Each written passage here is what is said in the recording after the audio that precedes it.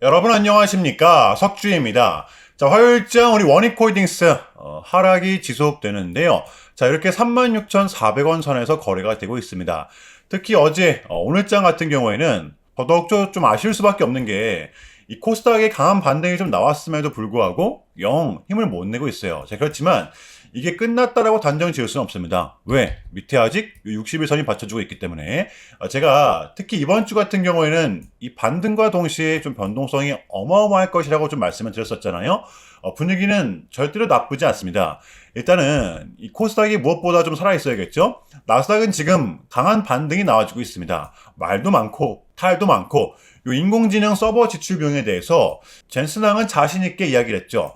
이것은 성과의 창출 단계이고 여전히 AI에 대한 수요는 높다. 이러한 현상은 약 7, 8년간은 지속될 것이다. 나스닥은 급등을 했던 것인데요. 자, 그렇다면 이러한 부분을 우리 원익홀딩스에 대입을 시켰을 때, 자, 우리가 기다렸던 구간 왔을 때는 확실하게 잡아내고 버텨내는 거죠. 자, 지금 보시면 1월달, 12월달, 11월달 우리가 이러한 장을 결코 처음 맞닥뜨리는 게 아니잖아요. 다만 우리 국장 원익홀딩스도 마찬가지입니다. 그동안 좀 쉼없이 올라왔었기 때문에 이 차익 실현 매물이 어느 정도는 있을 수밖에 없습니다. 자, 이러한 부분들을 지금 감내한다고 하더라도 고통스러울 수밖에 없죠. 그럴 수밖에 없습니다. 그럼에도 불구하고 우리는 지금 견뎌내야 하는 이유, 어쩔 수 없이 빠지고 있는데 지금 이 원익홀딩스의 펀더멘탈이 바뀌었나요? 아니면 지금 원익홀딩스를 대체할 수 있는 기업들이 있던가요? 없죠. 우리가 정말 원익홀딩스의 상승을 바라보고 있다면 고통을 감내해서라도 지금의 구간은 무조건적으로 견뎌내야 한다라는 겁니다. 아시겠죠? 자, 이거는 이 기업의 불확실성 요소로 떨어지는 게 아니잖아요. 같이 이겨내야 되는 거고, 제발 여러분들 털리지 마시길 바랍니다. 자, 우리가 공포감에 떨 수밖에 없었던 이유, 자, 오늘 같은 장이, 아니 최근의 흐름 모두 다 해당이 될 것 같아요. 잠잠하나 싶었는데 이 개인들의 신용 물량이 또다시 극에 달하고 있어요. 자, 그런데 세력들은 이러한 부분들을 누구보다 잘 알고 있기 때문에 놓칠 수가 없죠. 벌어서 갚으면 돼. 단 이틀이면 돼. 굉장히 자극적인 타이틀로 우리 개미들을 꼬셔내고 있단 말이에요. 이거 다 홍보하는 겁니다. 자, 개인들이 많이 들어오면 많이 들어올수록, 또 레버리지를 많이 땡기면 땡길수록 세력들은 더더욱더 움직일 수밖에 없죠. 왜? 이 대세장 본인들이 올려주는데 개인들이 위에서 팔고 나가면 개인들만 이긴 거잖아요. 그렇죠? 자, 그러니까 이 반대 매매가 나갈 수밖에 없는 걸 완벽하게 이용을 하고 있다는 겁니다. 근래에 우리가 경험했던 이러한 변동성, 오늘 장도 마찬가지고요. 자, 일종의 악재 뉴스를 이용한 이 세력들의 물량 정리, 우리한테 공포감을 심어주기에 충분했다는 겁니다. 자, 지금 보시면 우리 원익홀딩스 같은 경우에는 이렇게 직전의 고점 부근에서 주가가 좀 형성되어 있는데요. 자, 우리의 완벽한 대응 구간입니다. 반등이 나올 수 있는 구간도 여러분들 맞거든요. 자, 그렇다면 우리 원익홀딩스의 단기 대응 전략입니다. 자, 우리가 좀 바라봐야 되면 어디까지 바라봐야 되고, 또 주워 담아야 되면 어디서 담아야 되는 건지 디테일한 단기 대응 전략 공유해보는 시간 가져보도록 하겠습니다. 자, 본격적인 영상 시작 전에, 자, 현 시점 우리에게 가장 중요한 게 뭡니까, 여러분들? 단연코 우리가 돈을 벌어가는 게 현 시점 가장 중요한 거잖아요. 자, 이유 막론하고 최근에 장이 좀 많은 이슈들이 동반되고 있긴 하지만 우린 이렇게 이 국장의 대세장을 지금 맞이하고 있단 말이에요. 자, 그래서 그렇기 때문에 여러분들 약속의 9시, 오전 9시, 우리는 이럴 때일수록 이때를 더더욱더 공략을 해야 된다. 자, 계속해서 여러분들께 강조를 드리는데, 여러분들은 그냥 저한테요 문자 한 통만 보내주시면 되는 거거든요. 자, 이렇게 구독이라고, 자, 간편하고 여러분들 쉽게 돈을 벌어가시 하는 거예요. 자, 보시면은 제가 이렇게 매일 아침마다 오전 8시 20분에 여러분들께 일괄적으로 답변을 드리고 있습니다.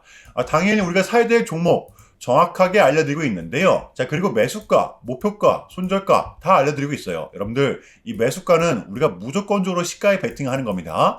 자, 여러분들도 아시다시피 이 약속의 9시라는 말이 괜히 생긴 게 아니잖아요. 자, 이제 거래가 가장 활발한 시간대, 오전 9시부터 오전 9시 30분까지 딱 그 30분이 이제 거래가 가장 활발한 시간대이기 때문에, 자, 그래서 제가 여러분들께 준비하시라고 이렇게 오전 8시 20분에 답변을 드리는 거거든요. 일괄적으로. 자, 그러니까 전날 저한테 문자를 보내셔도 다음날 오전 8시 20분에 이렇게 답변이 가요. 자, 그러니까 이 당일 급등 종목 공략하시려면 8시 20분 전에는 꼭 문자를 주셔야 되는 겁니다.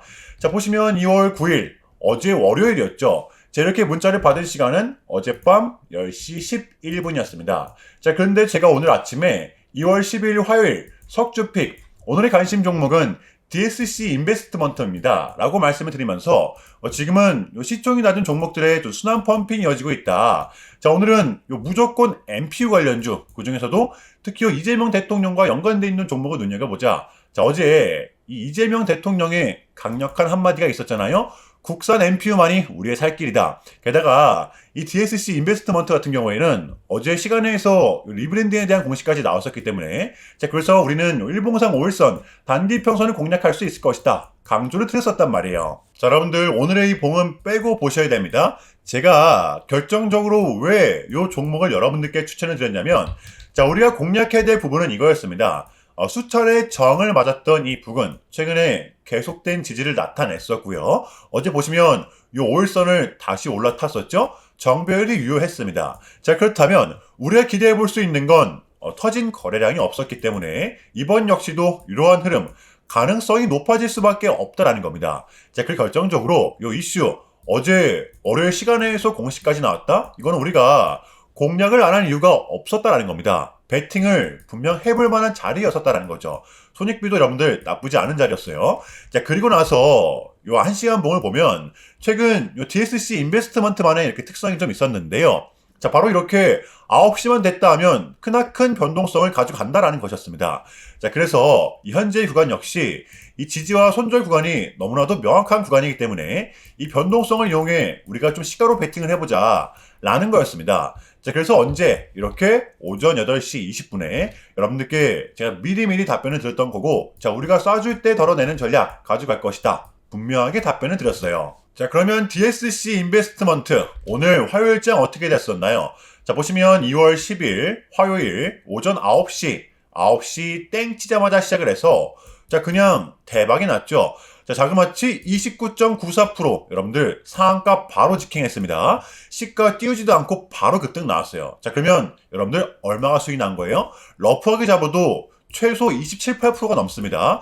자, 이렇게 미친 대상승이 나와 주었었다라는 거고요. 단 하루 만에, 그것도 고작 몇 분 만에 여러분들 이러한 수익을 챙겨갈 수가 있었다라는 거고 여러분들 내일 수요일장도 기대하셔도 좋습니다. 제가 매일같이 여러분들께 이렇게 알려드리고 있기 때문에 제발 요 기회 잡으시길 바랄게요. 이보다 더 간편할 수는 없습니다. 여러분들은 그냥 요 오전 8시 20분에만 제 문자 답변을 확인하시면 돼요. 자, 그만큼 여러분들 요 쉽게 돈 벌어가시는 거고 제가 이렇게까지 말씀을 드려도 요 의심하시는 분들이 분명 계실 거란 말이죠. 자, 그러면 요 문자를 한번 받아보시고 요 결과를 한번 보세요. 자, 우리가 하루 이틀 늦게 매매를 한다고 해서 달라질 거라기 때문에 제가 매일같이 여러분들께 이렇게 알려드리고 있잖아요. 속는 셈 치고 확인 한번 해보시라는 겁니다. 자, 아시겠죠? 제발 놓치지 마세요.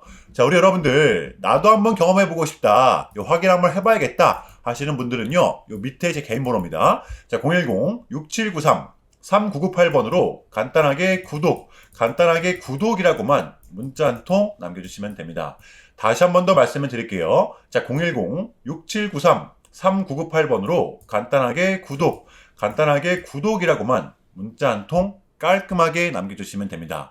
당연히 전부 다 무료로 진행을 하고 있고요. 이거 혹시 문자 보내면 뭐 광고 문자 같은 거 오는 거 아니냐 또는 뭐 전화 오는 거 아니냐 여러분들 이런 거 일체 없기 때문에요. 약속드리겠습니다. 여러분들 요 구독 문자 한 통 보내주시고 부자 되시길 바랄게요. 자, 아시겠죠? 자, 우리 원익홀딩스의 공략 포인트입니다. 제가 이제 요 구간이 우리의 분할 매수 구간이라고 좀 말씀을 드렸었잖아요.